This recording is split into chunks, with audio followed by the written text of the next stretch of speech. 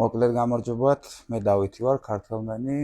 დღეს პირდაპირ ეთერი გვაქვს ბატონ გიორგი მარიამულთან, პარალეგალთან, რომელიც უკვე 20 წელზე მეტი არის ცხოვრობს კანადაში და მოღვაწეობს. და ძალიან საინტერესო თემა იქნება, როგორ ვიშოვოთ სამსახური კანადაში. ყველაფერი ამ თემასთან დაკავშირებით, რეზუმედან დაწყებული, მოწყობი დამთავრებული. მოკლედ ვიწვევ ბატონ გიორგის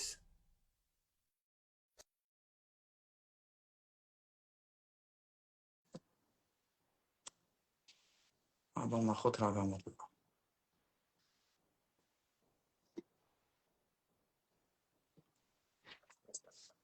აჰა, გამარჯობა. გამოგვივიდა. გამარჯობა გუნდს. კი, გამოგვივიდა, უკვე მესამეჯერ. დიახ. რა ადვილია და რა სასიამოვნოა. ხალხით ნელ-ნელა გვემატება, ნებამაზე წარმოგიდგინოთ ჩვენი სტუმარი, ბატონი გიორგი მარიამული, როგორც უკვე აღნიშნე. მესამედ არის ჩვენი სტუმარი, თუ არ ვცდები. შემისწორეთ თუ ვცდები ბატონი გიორგი. სწორია. წინა თემებზე ჩვენ გქონდა საუბარი უფრო ემიგრაციულ თემებზე, დღევანდელი ეთერი დაეთმობა უფრო არც თუ ისე ნაკლებ მნიშვნელოვან თემას, როგორ ვიპოვოთ სამსახური, როგორ ვიშოვოთ სამსახური კანადაში. როგორ უნდა შევადგინოთ რეზუმე, გასაუბრებაზე როგორ უნდა მოვიქცეთ, რა როლს თამაშობს ინგლისური ამ ყველაფერში. მეც ჩემი მხრიდან გაგიზიარებთ ჩემს გამოცდილებას და ბატონ გიორგისაც ვთხოვრო პირადად თქვენი გამოცდილებაც რომ გაგვიზიაროთ. გიორგი. აუცილებლად. აბა დავიწყოთ ნელ-ნელა ხალხი გვერდება, უკვე გვიყურებენ და როგორ ვიშოვოთ სამსახური კანადაში. ეს ცოტა ისეთი თემა ვრცელი არის კვალიფიციური სამსახურები, არის survival job, ანუ ნებისმიერი სამსახური დროებითი, როცა რაღაცას ეძებ. თავის გასატანის სამსახური, რასაც უძახი. კი ბატონო, თავის გატანვა როცა გინდა და ასე შემდეგ. თქვენ როგორ დაიწყეთ, ბატონო გიორგი? პირველი სამსახური თქვენი რა იყო? ჩემი სამსახური იყო კარგი სამსახური თავიდან. პირდაპირ გადაახდით ამ საფეხურებს, ხო, survival jobs. დიახ. იმიტომ რომ საქმე იმაშია, რომ მე შემოვედი უამრავი ემიგრანტებთან განსხვავებით, სულ სხვანაირი პირობებით. აბსოლუტურად. მაშინ დრო სხვა იყო და კონკურენციაც არ იქნებოდა. აბსოლუტურად დრო იყო სხვა, კონკურენცია იყო სხვა და მე ვიყავი სხვანაირად მომზადებული. მე ზუსტად ვიცოდი, საიდან მოვდივარ და სად მივდივარ, ეგეც ვიცოდი ძალიან კარგად. ეგეც ძალიან მნიშვნელოვანია სპორტში. უამრავი ემიგრანტებთან განსხვავებით მე ადეკვატურად მესმოდა რა არის კანადა და მქონდა შესწავლილი ეს ქვეყანა და რო ჩამოვედი თუ არა, მე უკვე მეორე დღეს დავიწყე სწავლა უნივერსიტეტში. იმიტომ რომ ჯერ პეტერბურგიდან, საიდანაც მე ჩამოვედი, მოველაპარაკე უნივერსიტეტებს, რომ აი მე მეთქი ვიგვიანებ, მაგრამ მე ძალიან მინდა მოვეწყო თქვენ უნივერსიტეტში და ესე იგი მიმიღეთ. და ესე იგი ეს იყო ტენდერის სპეციალისტების და მომარაგების სპეციალისტების კურსები. და იქ იყო ისეთი, რომ იღებულობდნენ ყველას, ოღონდ აი გამოცდა იყო საჭირო, როცა დაამთავრდები ამ კურსს. ნუ ჯერ ეგერთიც მოკლედ ვიტყვი, მე ჩამოვედი როგორც პროფესიონალური ემიგრანტი, ან რასაც ქვია skilled worker. არის ის კატეგორია ემიგრანტების, რომელსაც უძახიან skilled worker, რომლებიც შემოდიან არ როგორც სტოლვილები კი არა, რომელიც ითხოვენ თავშესაფარს, რომლებიც აფასებენ მათ გამოცდილებას, ინგლისურ ენას, რამდენი თანხები აქვთ, როგორი გამოცდილება აქვთ ყველაფერი.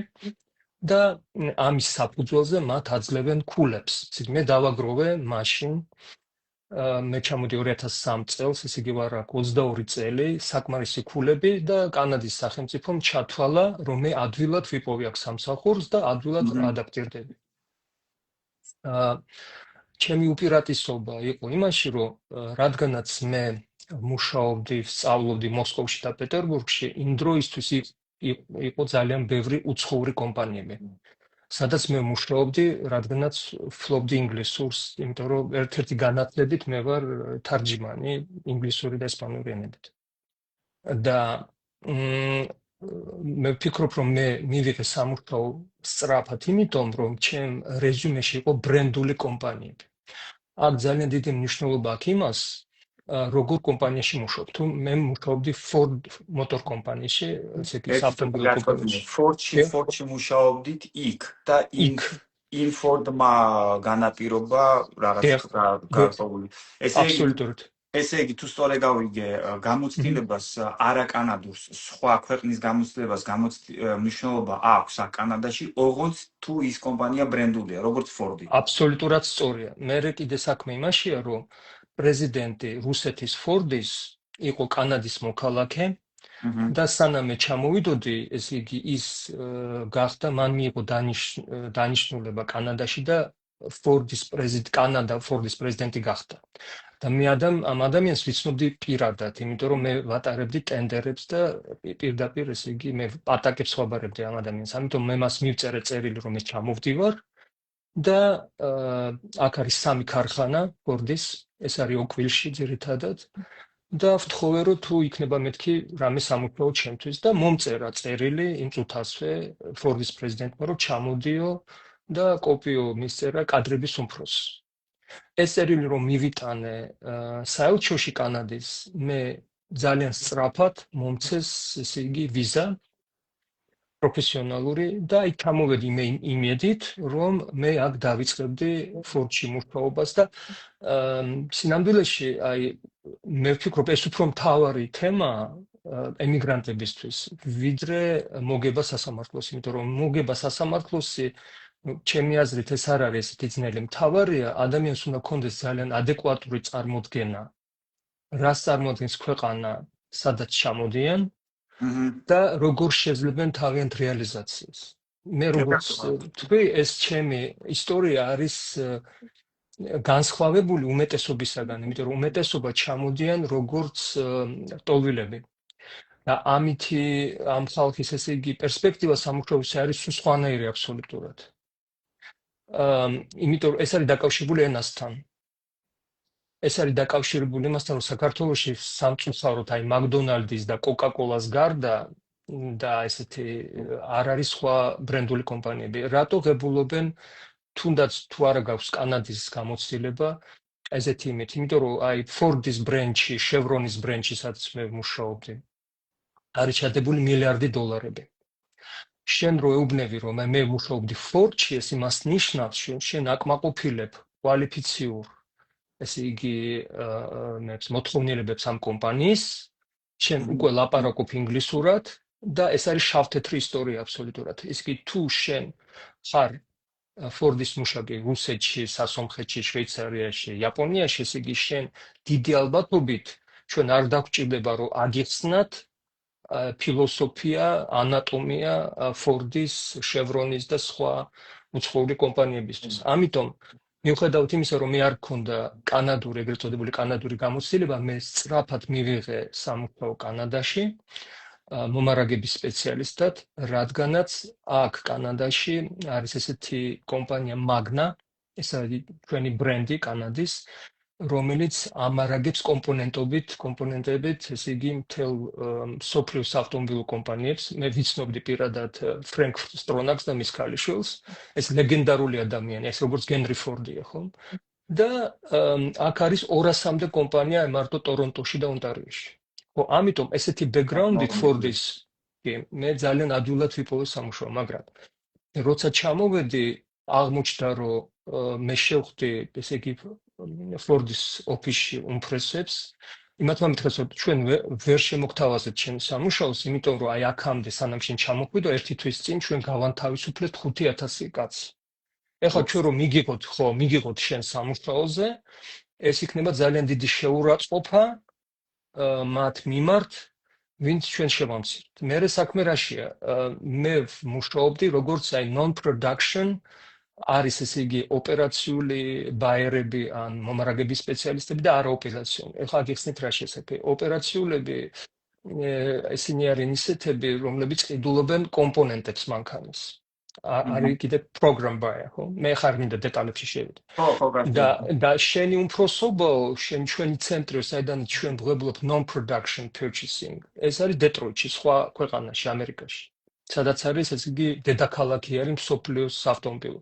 ამიტომ ჩვენ არ გვაქვს არავითარი პოზიციო, მაგრამ მათ მითხრეს, რომ როცა ჩვენ გაგვიჩნდება თუ არა ადეკვატური პოზიცია, ჩვენ აუცილებლად თქვენ მოგიწევთ და საქმე რაში 4 წლის შემდეგ მართლა გაუჩნდათ პოზიცია Volvo-ში, რომელიც იყო მაშინ Ford-ის ერთ-ერთი კომპანია და მე ისე მომიწვიეს ისე მენეჯერად მომარაგების Volvo-s კომპანიაში კანადაში. მაგრამ მიუხედავად ამუ არის მე მაინც სწრაფად მივიღე სამუშაო სხვა საავტომობილო კომპანიაში და ისე იგი უმეტესობასთან რატომ? იმიტომ რომ მე მუშაობდი ამერიკულ კომპანიებში მე ინგლისურად ლაპარაკობ 16 წლიდან, როცა დავიწყე სწავლა უცხოენების ინსტიტუტში მოსკოვში და ჩემთვის ეს ადაპტაცია იყო ძალიან ადვილი. ამასთან განსხვავებით სხვებთან მე ჩამოვიტანე საკმარისი თანხები, რესურსები. მე არ ჭირდებოდა, მე ვალებით არ ჩამოვედი, მე არ ჭირდებოდა წავსულიყავი მაგალითად ქარხანაში ან სამშენებლო კომპანიაში.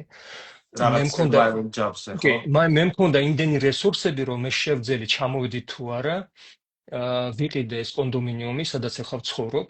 მაშინ ეს ღირსდა $195,000, ახლა ღირს $700,000-მდე. რომელ ქალაქში? ტორონტოში და მე მე კი, რასაკვირველია, მაშინ სულ სხვა ფასები იყო, მაგრამ ისეთ სულ სხვა ფული იყო აბსოლუტურად, ამიტომ სხვა ემიგრანტებთან შედარებით მე არ მქონდა ისეთი სიტუაცია, რომ აი ხვალ არა გაქვს საჭირის ფული, ან ხვალ არა გაქვს აი რაღაცის ფული, ხო, ან ვალები გაქვს და პროცენტები მიდის და ეგეთი რამე არ მქონდა. ამიტომ ეს სტრესი მე არ მაწუხებდა, მე არ მჭირდებოდა ინგლისური სწავლა. კიდე რა და ვცნობდი თავს საკმაოდ კომფორტულად და ეხლა რომ ესე იგი უყურებ ჩემ გზას ნუ აი დიდი ალბათობით მე არაფერზე არ ვნამობ აი ეხლა რომ ვაფასებ აქედან უფრო ჩანს ესე უფრო აფიოთ აი სწორი ნაბიჯები გავაკეთებ თუ არა მე ვფიქრობ რომ ძირითადად გავაკეთე სწორი ნაბიჯები ერთი შეკითხვა უნდა დაგისვათ მაგასთან დაკავშირებით. თქვენ თავს რო შეხვდეთ ახლა 22 წლის წინ. რას ეთყობთ? საინტერესო შეკითხვაა. ანუ ისევ კანადა იქნებოდა? რა რჩევას მისცემდით საკუთარ თავს? აი წარმოიდგინეთ რომ თქვენ თავს ხვდებით. ემზადება ის ადამიანი ახალგაზრდა თქვენი ვერსია ემიგრაციისთვის და ფიქრობს კანადა, იაპონია, გერმანია, ამერიკა, ავსტრალია, აი რას ეთყოდით და რაზე გაამახვილებდით ყურადღებას და რა რჩევას მისცემდით პირველ რიგში, იმიტომ რომ ეხა რასაც სიტყვით ფაქტიურად გამოდის, რომ ემიგრაციას ეუბნებით magას. მე ვეტყოდი ესეთ რაღაცას, აი პუნქტებით ვეტყვი. აი მომდის აი ფრანგი მომღერალი ეძით პეავის სიმღერა Je ne regrette rien. მე არაფერზე არ ვნანობ. მე მართლა არაფერზე არ ვნანობ. მე ვთვლი რომ მე მივიღე ძალიან სწორი გადაწყვეტილება, ავირჩიე ძალიან სწორი ქვეყანა. მე ვიცოდი რომ სწორ გადაწყვეტილებას ვღებულობდი, იმიტომ რომ მე ჩამოდიოდი რუსეთიდან. მაგრამ აი ეხლა ამ ომის კონტექსტში, რომელიც დაიწყო რუსეთმა უკრაინის წინააღმდეგ და რას უშვებიან კრიტიკულად მოაზროვნე ხალხს და იმ კონტექსტში რაც ხდება ახლა საქართველოს, რაც ესე კარტონიდან, ეს კარტონის პრემიერ-მინისტრი, კარტონის პარლამენტი, კარტონის პარლამენტის თავმჯდომარე რო ჩვენ ემიგრანტებს რისი შნოთიც მაპატიეთ ამ სიტყვაზე, ვისი ტრაკით ცხოვრობს მთელი საქართველო და ჩვენ ვაყალიბებთ ბიუჯეტს ამ ქვეყნის 6 მილიარდი შედის. ესა ჩვენი ფული, მე როგორც ყველა ჩვენი ემიგრანტები ვუგზავნით ჩემ დედას, ჩემ ნათესავებს ფულს და ვეხმარები. აი ჩვენი შნოთი ცხოვრობენ და ეს ხალხი ჩვენ გვართმევენ უფლებას რომ იქ მივიღოთ მონაწილეობა არჩევნებში. იმიტომ რომ აქ ვერ შეძლებენ მანიპულირებას, აქ ვერ შეძლებენ ზონდერჯგუფები აქ არ არის და აქ არ არის ისა რა ქვია ამომრჩევლები, რომლებიც ესე კარუსელები და ამაზე მე ხარ მინდა ლაპარაკი, მაგრამ მე რა მინდა ვთქვა, აი მოკლედ ვიტყვი. მე მინდა თქვა ის რომ მე ვიცოდი რომ სწორი გადაწყვეტილებას ვღებულობ, მაგრამ მე არც კი მეგონა რამდენად სწორი გადაწყვეტილება იყო ეს. ეს იყო 100%, 1000% სწორი და ეხლა ამაში დავწმუნდი. სხვა ქვეყანა ერთი სიტყვით არც განიხილებოდა კანადა. არა, განიხილებოდა, მაგრამ იმ ქვეყნებში მე მქონდა ნაკლები შანსები. როგორც ესპანეთი, ჩემი ენა არის ერთ-ერთი ესპანური. იქ მივიღებდი საცხოვრებელს, მაგრამ იქ არის ძალიან ძნელი დარჩენა და იქ არ არის სამუშაოები. ამაში მე დავწმუნდი, მე რამოდენიმეჯერ ვიყავ ესპანეთში და ესპანელებს რო ველაპარაკები, სამუშაოები არ არის, იქ არის კლანი. იქ არის ძალიან დიდი საცოდავი, ძალიან ლამაზი ელეგანტური ქვეყანა, მაგრამ სამუშაო არ არის. რომ მოვდივარ, მე მცნობენ უკვე იქ ექსალოუში, სადაც აი პორტავენტურაა და იქ ხანდახან ყოფილვარ. წავიყვანე კანადაში, იმიტომ რომ სამუშაო არ არის. კარგი ვქენი რომ ამერიკაში არ წავედი, იმიტომ რომ რასაკვირველი მაშინ არ ვიცოდი რომ მოვიდოდა ტრამპი და ესეთ რაღაცებს დაიწყებდა. ამიტომ მე ხლ ვთვლი რომ ეს არის ძალიან სწორი გადაწყვეტილება. მე ვარ აპოლოგეტი და იდეოლოგი კანადის. ეს არის ძალიან რთული გადაწყვეტილება და ვიტყოდი ესე რა არის კანადა. კანადა მე ვთვლი რომ ეს არის შრომის ბანაკი გაძლიერებული კვებით. აი რა არის და აი მე მინდა რომ ემიგრანტებმა რომელიც აქ ჩამოდიან და ეს ამთავარი კითხვა იცოდნენ რა არის კანადა. ყველაფერი არის დაკავშირებული მასთან სინამდვილეში ტექნიკურად სასამართლოს მოგება არ არის ძნელი. მით უმეტეს დღევანდელ სიტუაციაში, როცა საქართველოს სახელმწიფო, აი ეს კარტონული სახელმწიფო თვითონ ყველაფერს აკეთებს იმისთვის, რომ ჩვენმა თანამემამულებმა მიიღონ აქ თავშესაფარი, ხო? ყველაზე ძნელია ადამიანისთვის აი თავის პოვნა. ჩემი ისტორია ეს არ არის ესეთი აი სამაგალითო იმ გაგებით რომ ვისთანაც მე ვმუშაობ, ეს არიან ძირითადად ხალხი, ვინც სუდად ლაპარაკობს ან არ ლაპარაკობს ქართულად და მე მინდა აი ამ ხალხის სამუშაო პროსპექტებზე ვილაპარაკო. ქართულად თუ ინგლისურად? მაპატიეთ არასწორად ინგლისურად ვერ ლაპარაკობ. მაგრამ ეს არა, აი მე მინდა ვთქვა ვილაპარაკო ამ სამუშაოებზე, რა სამუშაოები ელოდებათ. მე მინდა ვილაპარაკო აგრეთვე იმ ხალხზე, ვისაც აქედან აგენტებმა დაპირდნენ, რომ აი სამუშაო გვაქვს თქვენთვის და შეავსეთ აპლიკაციები, როგორ ატყუებენ და როგორი მანიპულირება ხდება ამ ხალხის საელჩოებში. ამაზე მინდა ვილაპარაკო და იმაზე აი ვინც იძახის რომ მინდა აი მომართავენ, მინდა კონტრაქტი მივიღო და აი რა პირობებია იურიდიული რომ ადამიანმა მიიღოს კონტრაქტი კანადაში და რა ყველაფერი არიცით თქვენ. ეგრე ადვილი არა, როგორც აქედან გიხატავენ, იმიტომ რომ აქ არის კანონი, რომელიც იცავს აი ამ კანადის შრომის ბაზარს, ხო? ამიტომ აი ამაზე მინდა ლაპარაკი, აი რა სამუშაოები რას უნდა მიაქციონ, ვის აქვს უფრო მეტი პერსპექტივები, ვის აქვს ნაკლები პერსპექტივები, ვის აქვს ძალიან კარგი შანსები, რომ აი აქ რეალიზაცია გააკეთოს იპოვოს სამუშაო, ვის ნაკლები, აი ამაზე ვილაპარაკოთ. ჩემი კარიერა ეს არ არის მაგალითი, იმიტომ რომ მე ჩამოვედი სხვა კარტებით აბსოლუტურად. მე ჩამოვედი. კი, ბევრი პროგრამა. ენით, ბრენდებით, მე ვიცოდი ზუსტად სად მოვდივარ. მე ვიცოდი ყველა დეტალები ძალიან კარგად შევისწავლე და მე არ ვნანობ რომ ძალიან ბევრი დრო დავკარგი ამაზე. მე დავიწყე სწავლა, აქ ორი განათლება მივიღე, ამას მე ვიცოდი როგორ რეჟიმები იწერება და მე კონსულტაციებს ვაძლევდი ამაში, მაგრამ მე ვფიქრობ რომ აი ძირითად აუდიტორიას აინტერესებს აი მე ესე ვფიქრობ, მაგრამ რასაკვირველია მე ღია ვარ ყველა კითხვებისთვის, აი როგორ მიიღონ ამ ხალხმა სამუშაო, რომლებიც აქ აპირებენ ჩამოსვლას და რა პერსპექტივები აქვს და ვის. აი ხა ნახეთ, სანამ მაგ თემას დაუბრუნდებოდით, წეღან აღარ გაგაწყვეტინეთ, ძალიან საინტერესო თემას შეეხედათ. დღევანდელი რეალობა უკვე ისი არის გამიჯნული და შერწყმული პოლიტიკასთან. მე ჩემ პირად აზრს ვაფიქსირებ და არ შემიძლია ეს არ თქვა. აი რაც ზუსტად თქვენ ახსენეთ, რომ 1 მილიონზე მეტი ქართველი ცხოვრობს არასაქართლოს საზღვრებს გარეთ. 1 მილიონ ადამიანს გვპარავენ ხმას. არ მინდოდა ამ თემაზე, მაგრამ ამ თემას ვერ გაექცევი რა. ეს არის ძალიან არასწორი. აი, ნუ ეს რბილად რო ვთქვათ. აი ხო, ეხლა პირდაპირ ეთერია და ცენზურაა და უამრავი რაღაცა. და მე ჩვენ ვიცით რატომ ამის უკან არის გარკვეული მიზეზები, იმიტომ რომ კანადა არის კანონი. მიზეზი მარტივია, ორი სიტყვით ვიტყვი და უბრალოდ ისევ ჩვენ თემას დაუბრუნდებით. ეხლა არჩევნები რო იყო, ვერც ერთ ქვეყანაში ვერ გაიმარჯვეს. ვერც ერთ ქვეყანაში. ანუ ესეთი რაღაცა წარმოუდგენელია, ხო? პირობითად 190 ქვეყანა არსებობს თუ რაღაცა, რამდენ ქვეყანაში გვაქვს საელჩო, ხო? როგორ შეიძლება რომ ერთ ქვეყანაში ვერ გაიმარჯვო? ვერსად ვერ გაიმარჯვეს ვერც ერთ ქვეყანაში. ნუ იმიტომ რომ ის ძალა, ემიგრაცია არის უზარმაზარი ძალა. აბსოლუტურად და ფინანსური ძალაც. კი. ეხა საფრთხეს ხედავენ და მაგიტომაც აბსოლუტურად აკეთებენ ესეთ რაღაცას. აი ძალიან მოკლე და კონკრეტულად ეს არის ჩემი აზრი. ჩემი ვერაფერს ვერ დავამატებ აბსოლუტურად გეთანხმებით. კი, ეს ობიექტურია მე ვფიქრობ. მადლობა. ეხა ბატონო გიორგი, ისო ჩვენ თემას დაუბრუნდეთ. აი მოდით ესე გავაკეთოთ.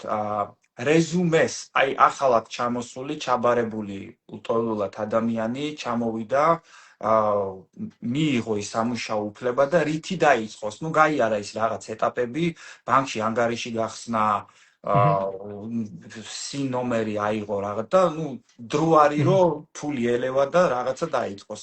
აი პირველი საფეხურები რას ურჩევდით? ნუ გასაგებია რეზუმეს რამ ხელად როგორი მნიშვნელობა აქვს კანადაში. ამაზეც მინდა რომ ხა ილაპარაკოთ და ხაზი გაუსვათ.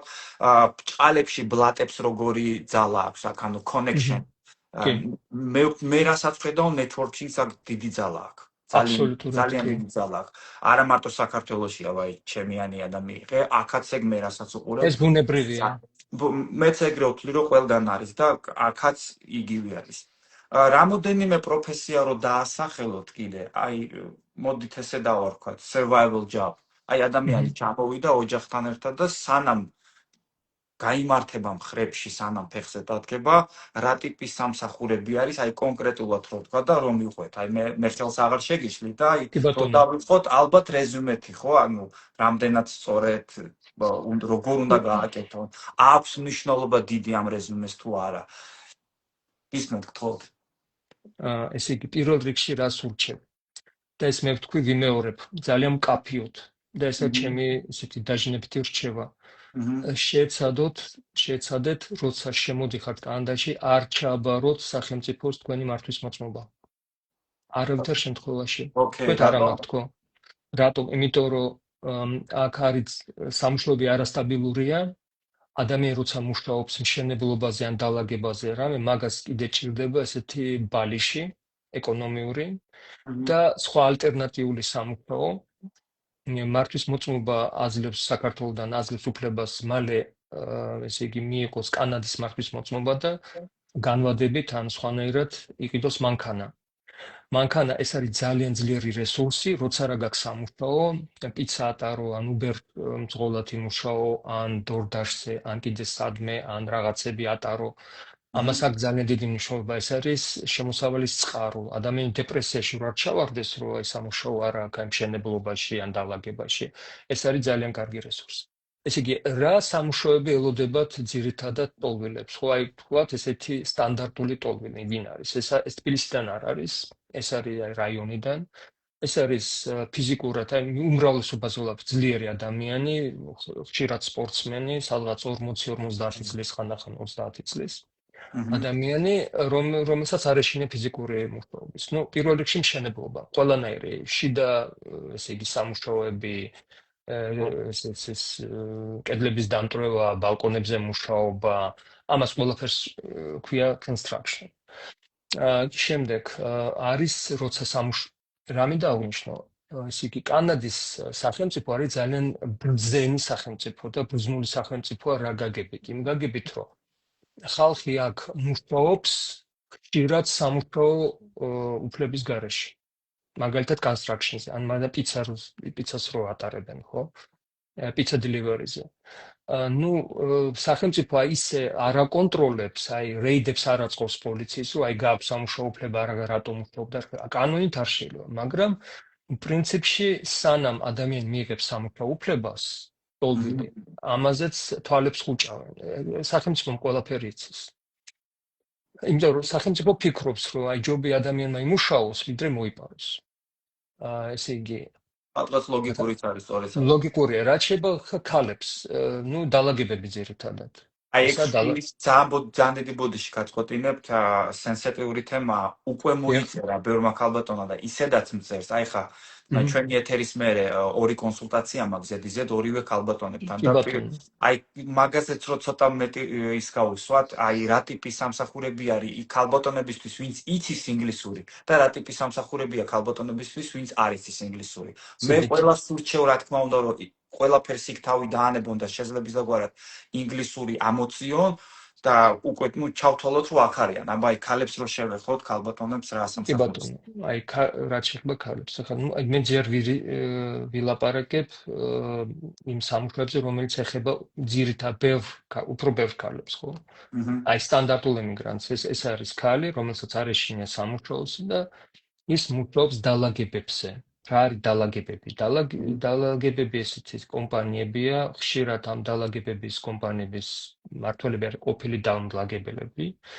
ან თვითონაც ალაგებენ კიდევაც და ყავთ ბრიგადები და როგორც წესია ეს ბრიგადირები უკეთესად ლაპარაკობენ ინგლისურად ვიდრე ის ხალხი ვინც მათზე მუშაობს და კი დადიან სხვადასხვა სახლებში ან მდიდარი კანადელების დიდ სახლებში და ალაგებენ სახლებს. კარგი რა არის აქ?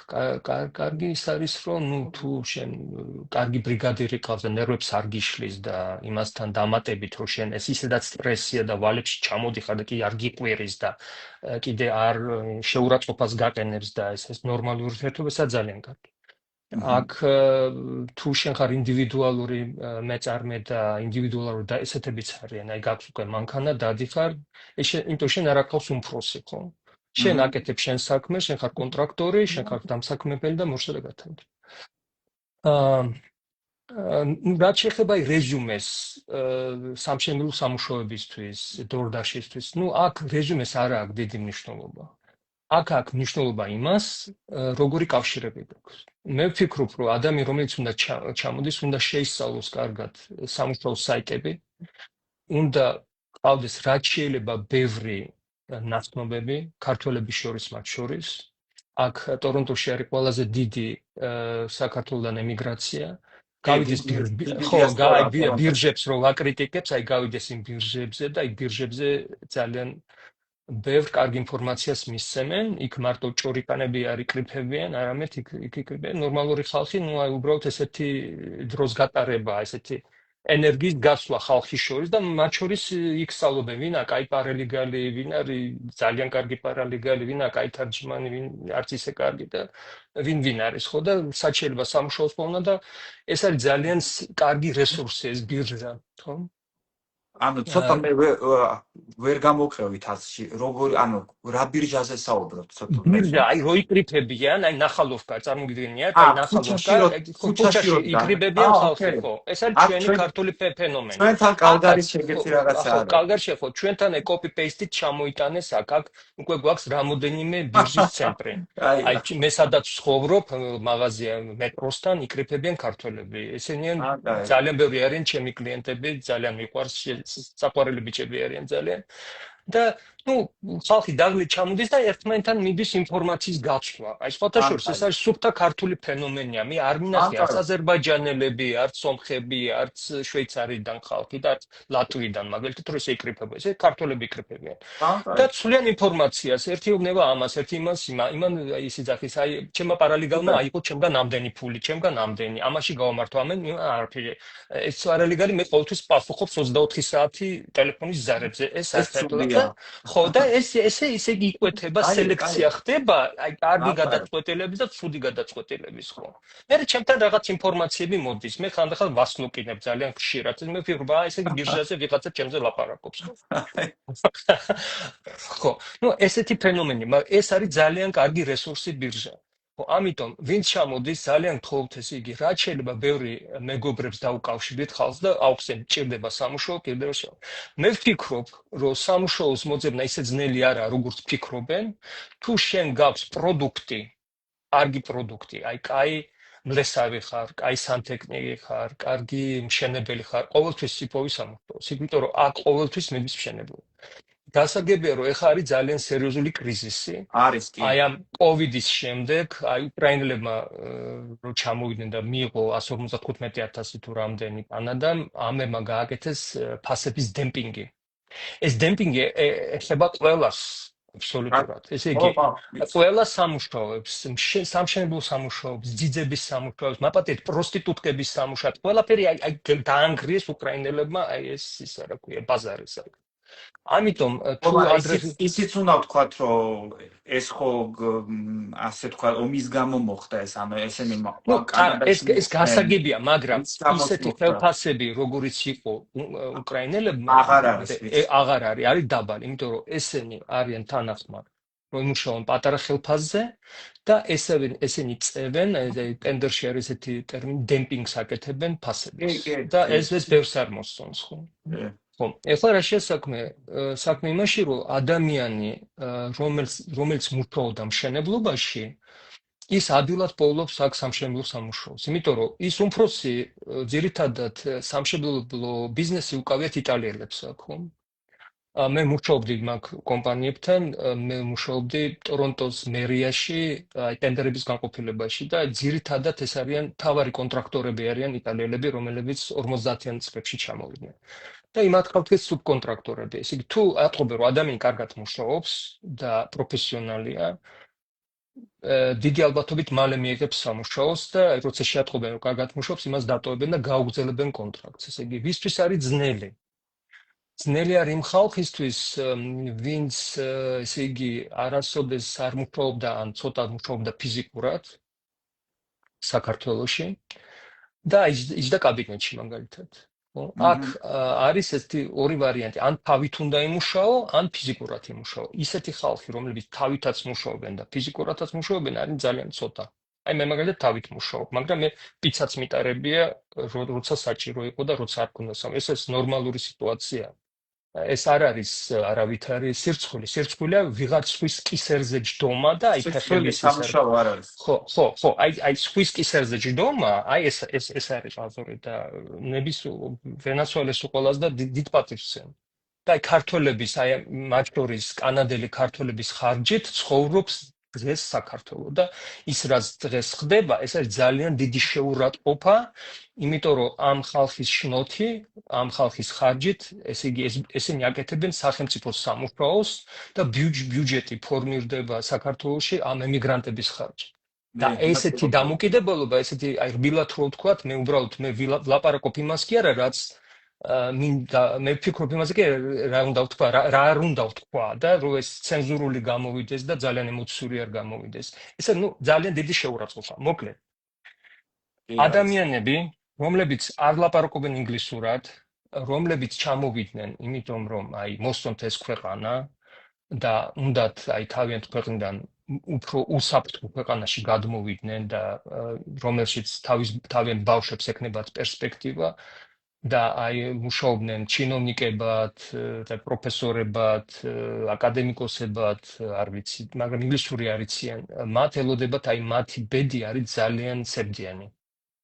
იმიტომ რომ მათ შეუძლიათ აიღონ სამუშაო, აი როგორც ესე დამხმარე მუშა, ეს არის ძალიან ცოტა ხელფასი, ახლა მე ეს დამხმარე მუშა ეს 40, 50, 60 წლის კაცი ისე სწრაფად არ მუშაობს, როგორც ახალგაზრდა ბიჭი და ესე იგი მოხდებიან ესეთ ჯგუფში ხშირად ეს მე მიყვებიან ჩემი სადაც არის ახალგაზრდა სპორტული ჩვენი ფიზიკურად მომზადებული ქართველი ხალხი, რომელიც ამათ დასცინიან და თავიანთ აი ამ რეგალიებს გესმით, რასაც მუშაობდნენ მთელი ცხოვრება, დისერტაციები, უნდა დატოვონ აეროპორტში პირსონის ან სხვა აეროპორტში. და უნდა აი თავარი რა არის, რომ ეს უნდა დაავიწყდეთ ვინ იყვნენ. და დაიწყონ, აი ეს არის ყველაზე რთული ემიგრაციაში. შენი დაკარგვა შენი სოციალური სტატუსის. აი ამაში დაივიწყე ვინ იყავი, ეს ამთავრე. მაგრამ მე ვიცნობ ისეთ ემიგრანტებს, ვინც თავითაც მუშაობს და ვინც ხელებითაც მუშაობს. აი მე მყავს მეგობარი და კლიენტი ახმეტის მერი, კიდე არის რუსთავის პარლამენტის ესე იგი კომიტეტის თავმჯდომარე. კიდე მყავს შესანიშნავი ორი ძმა, მოშხერელები, აი ინგლისურადაც ლაპარაკობენ, სამშენებლო პროექტებსაც იღებენ, არასოდეს არ ყოფილან მუშაობენ. აი ის რომ აი სამუშაო არ არის და ეს მაძლევს უფლებას რომ დეპრესიაში მე ამას არ ვეთანხმები. თუ შენ ხარ კაი სპეციალისტი ხარ, ყოველთვის შენ გექნება სამუშაო. აი ალბათ ჩემი პარალეგალის შრომა, ხო მე არ მქონია დღე, როცა მე სამუშაო არ ვქონია, კოვიდის დროსაც. აი ეხლაც, აი რიგი მაქვს. იმიტომ რომ ნუ ხალხი თვლიან, რომ მე ვიმსახურებ მათ ნდობას, ხო? შენ თუ კარგი რეპუტაცია გაქვს გაკეთებული, კაი სამუშაოები, პრეტენზიები ხალხს არ აქვს, ან აი პარალეგალის ამ გაქვს ბევრი მოგებები, ხო? ეს არ შავთეთრი, ან გაქვს მოგება, ან არა გაქვს. ეს როგორც გატანილი გოლია, გესმით? ან გატანილი გოლი გაქვს, ან არა გაქვს. ის ადამიანი ფიქრობს, თუ მე ესე იგი იმას მოემსახურ და მოაგებინა, ალბათ მეც მომაგებინებს და იმიტომ მოდიან ჩემთან, მოშთა და გათავდა. აი წერან კარგ თემას შეეხეთ. დიახ. ძალიან საინტერესოა, მეც დაგეთანხმებით და მეც ჩემს გამოცდილებას გავაზიარებ ეხლა ცოტაოდენ. ნახეთ თქვენ ესეთი რაღაცა თქვით, რომ იქიდან რომ მოდიხარ საქართველოსდან.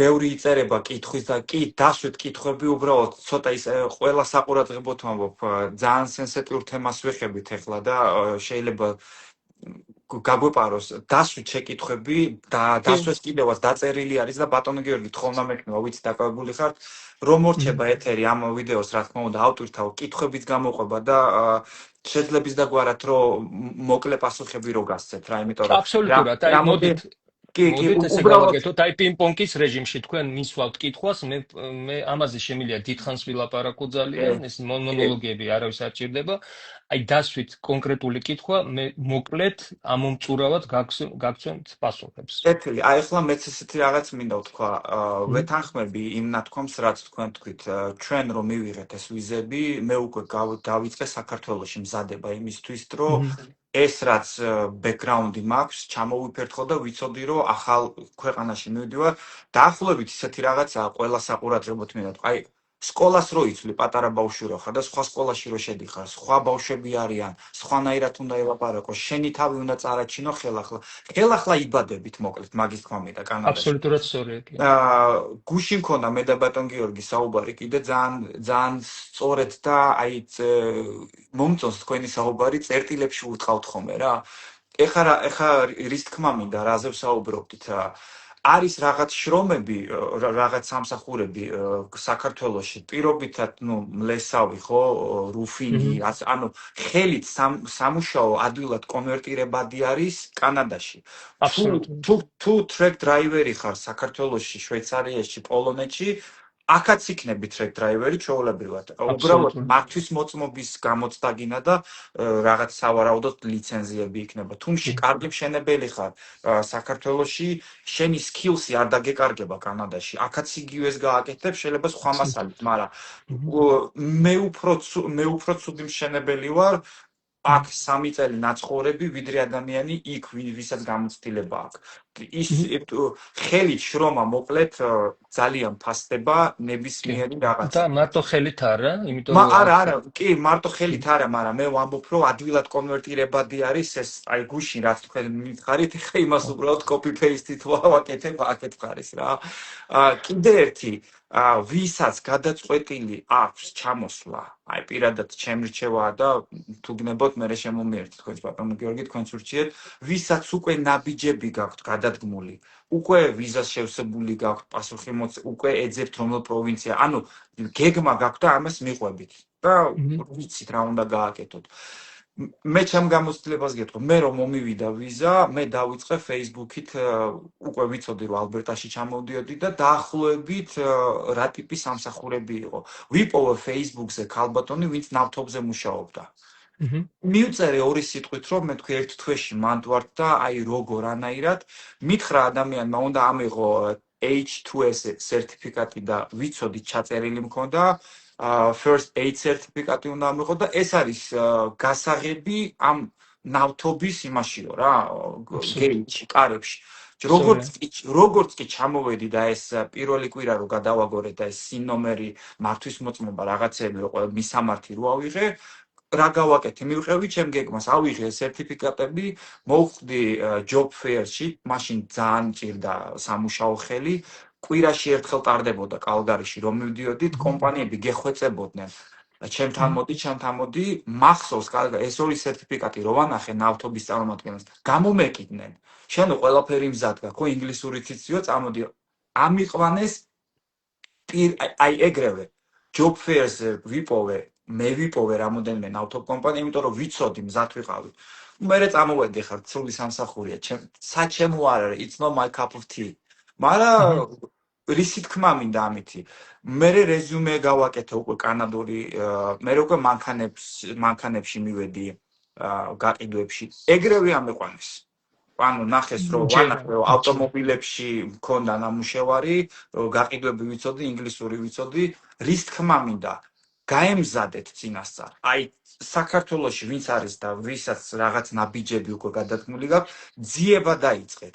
ნელ-ნელა ნაბიჯი თვითონ მოვა რაღაც ინფორმაციები, მე შემეხმიანეთ, სხვებს შეეხმიანეთ კიდე ვინც კანადაში არიან. თუ მზარეულები ხართ, კონკრეტულად რაღაცა მზარეულ რაღაცა, აი წინასწარ თუ მომზადებულები იქნებით, მე გაძლევთ სიტყვას, რომ აქ კი კრიზისია, ჭირს, მაგრამ მაინც გექნებათ რაღაცა სიშოვით რა. გამორიცხულია თუ ადამიანი მზად არის და ემზადები რაღაც ნაბიჯების გადასათმელად, ყველაფერი გამოგივათ რა. ნელ-ნელა ეტაპობრივად ნაბიჯ ყველაფერი ყველა გამოვა. მე ესე ვთვლი რა. აბსოლუტურად. ვითარება გეთანხმებით, ცოტა კრიზისულია და ადრე თუ პირიქით კომპანიები გეხვეწებოდნენ და $30-დან იწყებოდა მინიმალური wage სტავკა. ხო, ეხლა დავარდა, მაგრამ მაინც არის რა სამსახურები რა. ბატონო გიორგი, აი მოდით აი თქვენი აზრით 5 თქვენი გადმოსახედიდან, აი ჩამოვიდა ადამიანი და აი პირველი 5 პროფესია რას ურჩევთ? აი ეს მოდი survival job. აი ფული სჭირდება რა, არ უნდა რომ თავის ფული დანაზოგი დახარჯოს. კანადა ძვირიანი ქვეყანაა. და აქ ფული ძალიან მალე დაგეხარჯეთათ. ნუ მირეკავთ, ახლა მე ვარ დაკაებული. ესე იგი, პირველი 5 სამუშაო რა არის? ეს არის არაკვალიფიციური მშენებლობა, ეს არის დალაგებები, ეს არის ნაკლებად კვალიფიციური მძღოლის სამუშაო, აი დორდაშზე, უბერზე, ტრაქ დრაივერი, მაგრამ ეს უფრო კვალიფიციურია, ესე იგი საცხობში ბეიკერია. ეს არის საცხობი, ეს არის ძიძების სამუშაო, ძალიან ჭირდებათ მომლელები.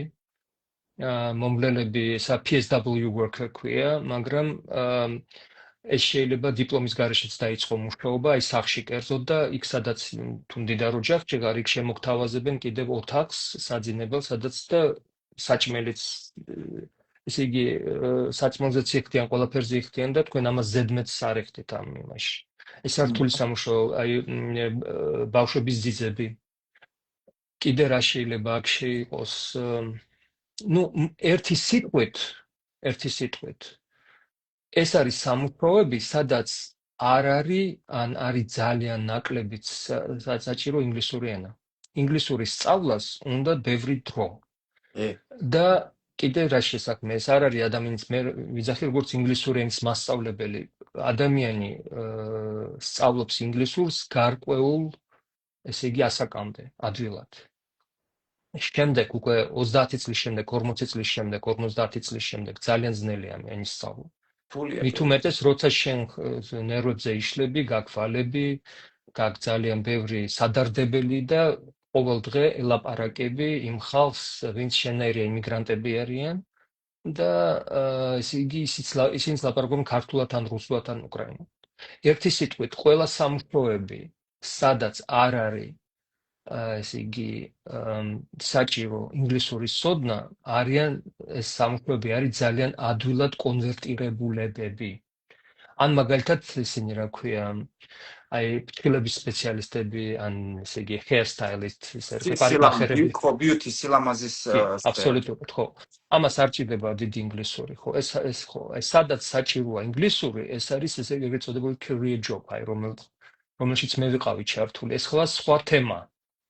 აქ არის საჭირო რეზიუმე, აქ არის საჭირო სწორედ მომზადება ინტერვიუსთვის, ეს არის ცალკე თემა, მაგრამ ესეთი კლიენტები, აი ვისაც აქვთ უმაღლესი განათლება, არიან პროგრამისტები, ინჟინერები, კარგად ლაპარაკობენ ინგლისურად და ეძებენ ეგეც ან MBA აქვთ, ხო, ესეთები არიან ნაკლები ხალხი. იქ სულ სხვა რაღაცაა საჭირო. აქ მე შემიძლია ბევრი ვილაპარაკო, იმიტომ რომ მე ვეკუთვნი ზუსტად ეგეთ კატეგორიას. მე აქ მუშაობდი ტორონტოს მერიაში, ორ განყოფილებაში მუშაობდი, ესე იგი სადაზღვევო კომპანიაში, ბანკში დეჟარდი, ესა ფრანგული კომპანია და Volvo-ში, იმიტომ რომ მე მქონდა ეს ავტომობილი ბექგრაუნდი და გაზეთში. გაზეთია Globe and Mail, ესა Globe and Mail და New York Times. მომარაგების განყოფილებაში. აგრეთვე სხვადასხვა იყო პერიოდები, როცა პიცა მიტარებია და ძალიან ვამაყობ ამით. იყო პერიოდი მე ვიყავი გენერალური დირექტორი. Uber-იც მე ვიყავი გენერალური დირექტორი ერთი კომპანიის ოლიგარქის და მე მქონდა კიდე ჩემი ტელეგადაცემა RTVI-ზე რაღაცა პერიოდი, ესეც იყო. ჟურნალისტად მუშაობდი, მოკლედ სხვადასხვა რაღაცებს ვაკეთებდი.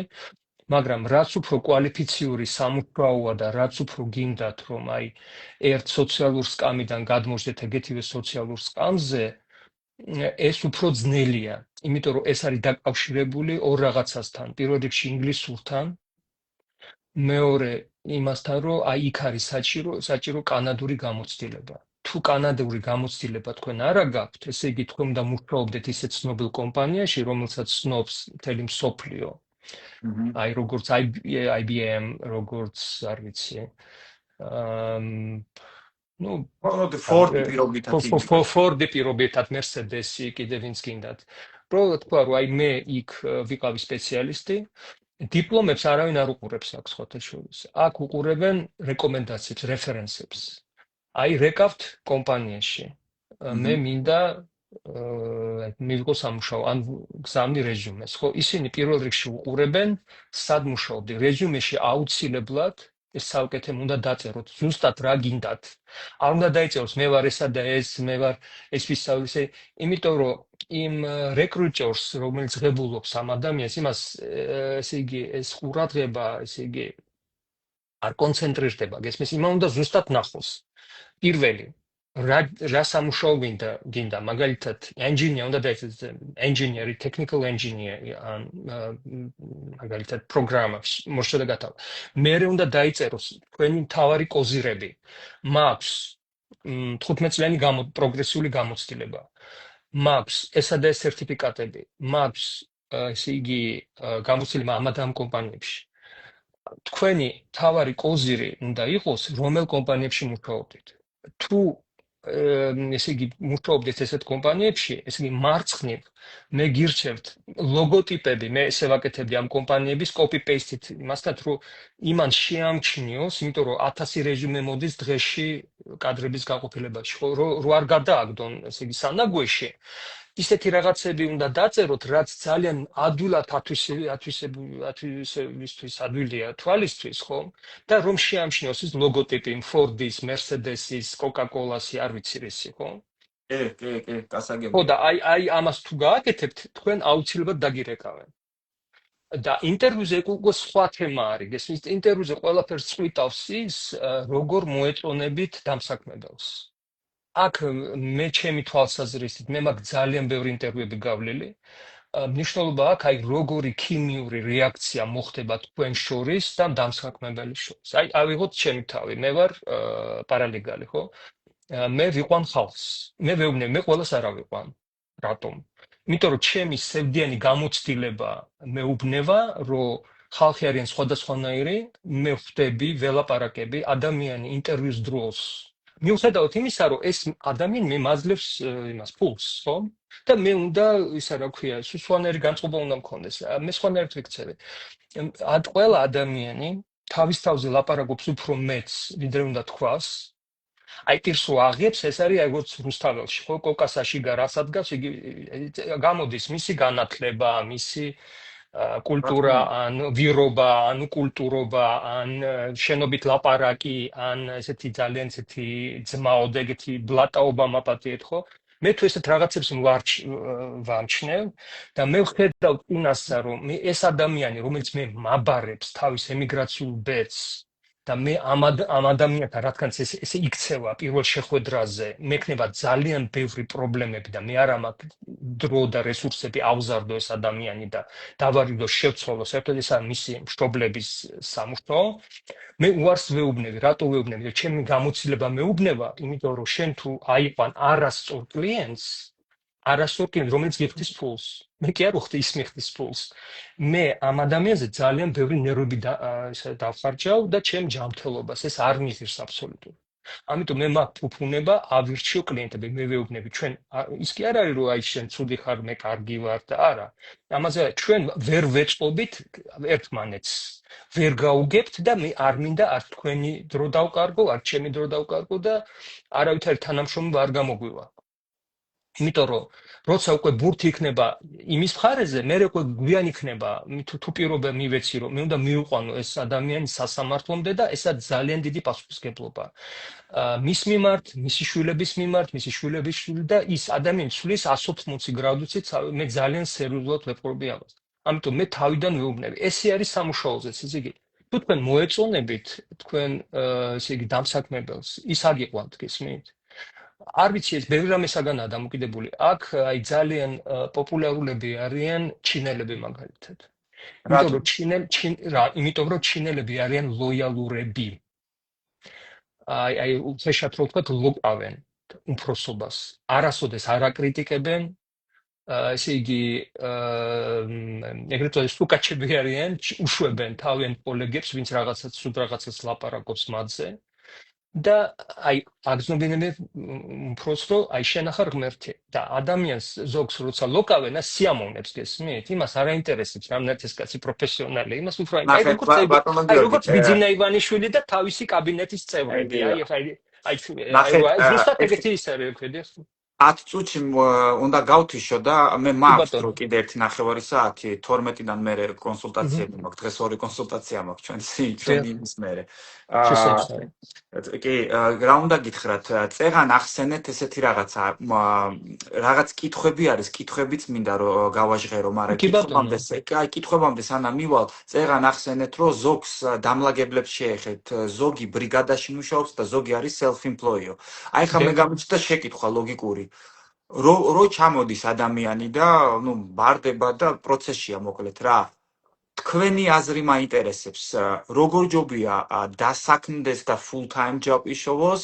თუ self employed გახდეს და რა ბენეფიტები ანუ what's the advantage and disadvantage self employed რო გახდეს ადამიანი უნდა იყოს ძალიან ძლიერი უნდა ბევრი ნაცნობები ყავდეს აი მე ვარ self employed და მე არ მინდა არავისთან ვიმუშაო და ვიღაცამ ხელფასი გადამიხადოს იმიტომ რომ მე შემიძლია გავაკეთო ის რაც უმფროს არ შეუძლია მე ძალიან კარგად ვყიდი ჩემ თავს იმიტომ რომ მე მაქვს სახელი მე მაქვს მოგებები მე მაქვს რეკლამა კაი სახელი ნუ ყავთ კრიტიკულად განწყობილი ხალხიც არიან როგორც ყველას იოსე ქრისტესაც ყავდა ესეთი ხალხი ეს ნორმალურია აბსოლუტურად მაგრამ ძირითადად მე არავინ არ მჭირდება აბსოლუტურად რომ მე გავყიდო ჩემი მომსახურება. მე მყავს პარტნიორები. ეს არის პროკურატურა, ეს არის პოლიცია, ეს არის სასაზღვრო პოლიცია. თქვენ ბოდიში გაწყობთ, თქვენ ცოტა თქვენ 22 წელია საქართველოს კანადაში მოღვაწე, თქვენ აქ ხართ. ახალი ჩამოსული აქ ვერ იქნება.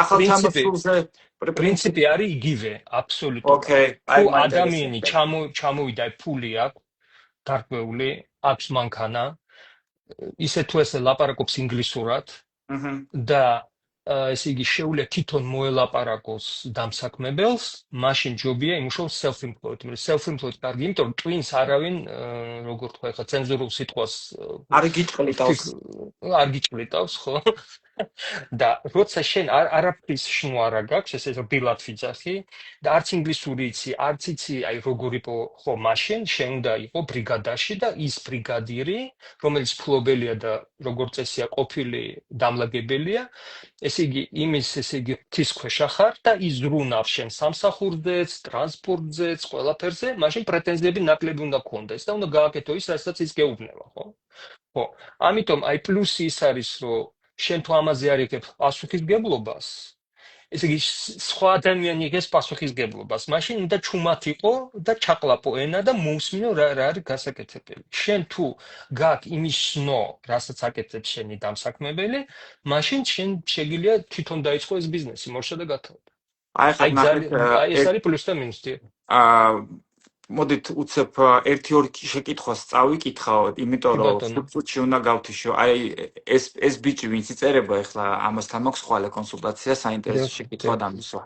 აბა მაინტერესებს თუ ვერ შევძლებ skill worker-ის სტატუსით ჩამოსვლას და ჩამოვალ ტოლვილის სტატუსით, ანუ ამ ბატონს ვიზა აქვს, პატარა ფრი ისტორიას ავიდგეთ რა არის ნამყოფი კანადაში, წავიდა უკან და ეხლანდელი მდგომარეობიდან გამომდინარე რაც საქართველოში ხდება, კონტაქტი გვაქვს ესეთი რა ამ ბატონთან და აპირებს ჩამოსვლას. ეხლა კითხვას ვავს, რო ვერ შევძლო skill workers-ი ჩამოსვა და ჩამოვალ ტოლვილის სტატუსით, ამ შემთხვევაში რა შანსი მაქვს მალევე დასაქმების ან რა არის საჭირო ამისთვის? მოკლე პასუხი შანსი აქვს და ამისთვის არის საჭირო რომ ჩაბარდეს და ესე იგი მოითხოვოს კანადის სახელმწიფოსაგან თავშესაფარი მოშლა და გათავდა. ამას მოყვება მერე basis of claim, მერე მოყვება სამუშაოუფლება და ყველაფერი. და skill worker-ი რო ჩამოვიდეს, ეს პროცესი უნდა დაიწყოს, აი ჩემ შემთხვევაში მე დავხარჯე ამას 3-4 წელი, ესა ძალიან ბევრი პერიოდი. სანამ განხილავდნენ ჩემს საქმეს, მე პეტერბურგში ვიყავი, კანადაში და მერე მომივიდა პოზიტიური პასუხი, ხო? ეს არის ძალიან რთული გზა. ადვილი უფრო მოკლე გზა არის ტოლვილების გზა, ამიტომ უმეტესობა ქართველები ზუსტად აი ამ გზას ირჩევენ. რა შანსები, კარგი შანსები გაქვს, აი მორჩა და გათავდა. აი ესა ბატონო. კაი პროფესიაც აქვს ამბიც ახლა რო ვკითხულობ, აი ხა კიდე ანუ ამ ადამიანის გაგრძელება საქართველოში მუშაობ სამთანადრო კომპანიაში მეტალები, საბადოები.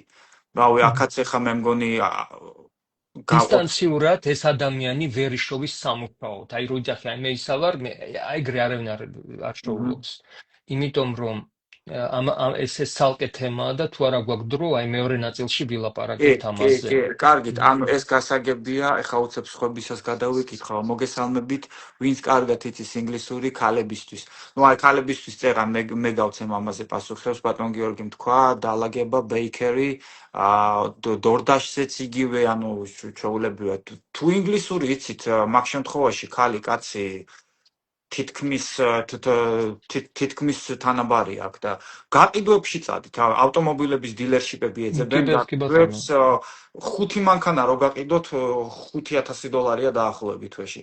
ჯერ ერთი full time job არის, დატვირთული სამუშაო არა, ზიხართ ოფისში, სიტპოსში, რა ვიცი, ჩემი აზრით, ვინც ინგლისური არა ინგლისური ეს რას ვიტყვი მე, საკმარისი არა ინგლისური, შნო უნდა კონდეს გაყიდვის, ეს ყველას არ შეუძლია აბსოლუტურად. არა, ეგ სხვა არის, მაგრამ კი, რა თქმა უნდა, კი ბატონო 100% ინგლისური ყველაფერს არ წვიტავს, მაგრამ იმ ყველაფრის 50%-ში ყველგანს ის ინგლისური. ასე რომ ქალებისთვის და კაცებისთვის თუ ინგლისური იცით, tech driver-ზე შეგიძლიათ ემუშაოთ. დავით კვების ობიექტის გახსნის პერსპექტივას თუ გაშლით ერთ-ერთს. რაო, დავით კვების ობიექტის გახსნის. რესტორნის გახსნა უნდა ადამიანს აქვს. თუ გაშლით რავი, რატომაც არა, ეხა ამ ჩვენ იმას არ ეხება, მაგრამ ჩამოდის ადამიანი, აქვს ფული, ესე იგი, უნდა შეისწავლოს აქაური კანონმდებლობა, რა ლიცენზიებია საჭირო იმისთვის, რომ აგაიგოს. რასაკვირველია, აქ უფრო ადვილია გახსნა ჭამის კვების ობიექტის, აქ გახსნეს ქართველებმა, არის რამოდენიმე ქართული რესტორანი. და კარგათაც მუშაობს. და ნუ ზოგი კარგად, ზოგი არც ისე კარგად, ზოგი პოპულარულია, ზოგი ნაკლებად პოპულარულია. ესა ბევრ რაღაცებზეა დამოკიდებული. ეს არის დამოკიდებული ფლობელისაგან, როგორ აწყობს მარკეტინგს თავის კომპანიის და როგორ პატივს სცემს თავის კლიენტებს. აი მე თუ ვივდივარ რესტორანში და მე არ აღწევენ პატივს, ან რესტორნის ესე იგი ფლობელი ესე იგი გამოხატავს ეს უპატივცემლობას, მე რესტორანში აღარ მივალ და არც ჩემ მეგობრებს ურჩევ რომ იქ მივიდნენ და ესეთებიც არიან, ხო? ხო, ესა ყველაფერი როგორი ხარისხისაა საჭმელი, მაგალითად, სხვადასხვა რესტორნებში არის სხვადასხვა ხარისხის და ეს მოკლედ თუ საქმე გეხერხება, როგორც გაყიდვები იგივეა, რა ვიღაცას გაყიდვა, ვიღაცას მენეჯმენტი გეხერხები, კი, რატომაც არა. რა მინდა ვთქვა? უყურეთ, პასუხი არის ესეთი, ესე იგი, არსებობს უნივერსალური კანონები. ესა დარვინის თეორია არის, ესა კონკურენცია ცხოველების შორის. აქ როგორც სპორტში არის კონკურენცია, იმარჯვებს ის, ვინც ძლიერია, ვინც უფრო პროფესიონალურია, ვინც უფრო ლამაზია მაპატიეთ, ვინც უფრო სექსუალურია და ვისაც ძალიან ეს არის კონკურენცია, ხო? არის ქვეყნები, სადაც კონკურენცია არ არის. არის მაგალითად ჩვენი საყვარელი სამშობლო, ხო? აი როგორი თქვენი იქ არის ნეგატიური სელექცია მიდის, ხო? აი შენ ხარ მაგალითად კლინიკური იდიოტი, ხო? ნიშნავენ პრემიერ-მინისტრად. მე რამოდენიმე ხნის შემდეგ, ესე იგი აღმოგიჩინეს მილიონები, აღმოგიჩინეს როლექსის საათები. ხო და მე ესე იგი ეს დანარჩენი პარტიის წევრები იძახიან, უი, ჩვენო ეხა ვებჯით კორუფციას, თქვენი დედავატირეთ. ადრე სადიყავით. არა, მან კიდე სხვა კითხვა ჩდება, ეხლა გაიღვიძეთ, თუ დისტანცირება გინდათ იმისგან. რომელმა პრემიერმა აგვაყვა? ანუ ირაკლი ბახტაძის ხელში აყვავდით? ანუ ყველა ცუდი იყო რა. ხო, მოდით, ნუ გადავიდეთ ახლა პოლიტიკაში, იმიტომ რომ ძალიან ემოციური უნდა გავთიშო და შემოვალ ეთერში ხელახლა. ვთიშავ დროებით, ვთიშავ და ისევ შემოვალ. კარგით.